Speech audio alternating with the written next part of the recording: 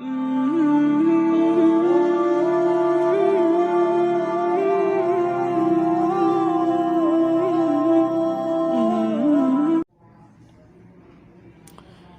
اللہ الرحمن الرحیم۔ سامعین محترم، تراویح کی نماز کے بارے میں بات ہو رہی تھی۔ اگر کسی امام نے تراویح کی 2 رکعتوں کے بجائے 4 رکعت ایک ہی سلام کے ساتھ پڑھ لیے اور 2 رکعت کے بعد وہ بیٹھا نہیں ہے تو امام ابو حنیفہ کی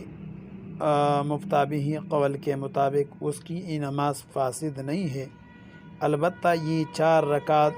یہ ایک سلام کے قائم مقام ہوں گے، یعنی ان کو 2 رکعت شمار کیا جائے گا۔ فقی ابو بکر اسکاب رحمہ اللہ سے کسی شخص کے بارے میں پوچھا گیا کہ وہ تراویح کی نماز پڑھ رہا تھا،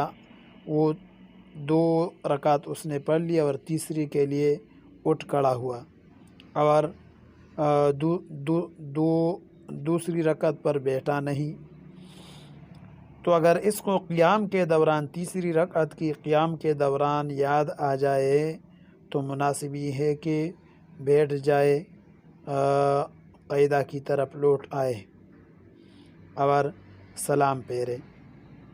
یعنی سجدہ سہوا وغیرہ کرے،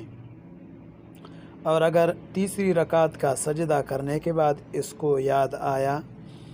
تو پھر 1 رکعت اور ساتھ ملائے، یہ 4 رکعت ہو جائیں گے،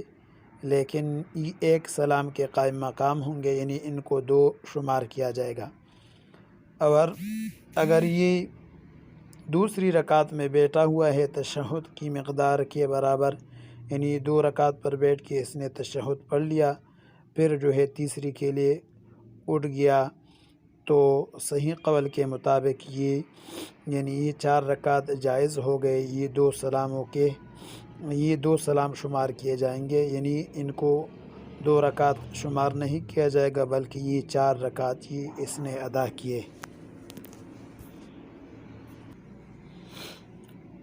بعض لوگوں کی یہ عادت ہوتی ہے کہ وہ بیٹھے رہتے ہیں، امام جو ہے وہ نیت باندھ لیتا ہے، جب وہ امام رکوع کے لیے جاتے ہیں تو یہ پھر جلدی سے اٹھ کھڑے ہو کے نماز میں شریک ہو جاتے ہیں۔ اس طرح کرنا مکروہ ہے، بلکہ شروع ہی سے امام کے ساتھ نیت باندھی جائے، اگر کھڑے ہونے کی ہمت نہیں ہے تو بیٹھ کر نیت کرے۔ اسی طرح اگر کسی کے اوپر نیند کا غلبہ ہے تو اس کے لیے بھی امام کے ساتھ نماز میں شریک ہونا وہ مکروہ ہے، بلکہ وہ لوٹے یہاں تک کہ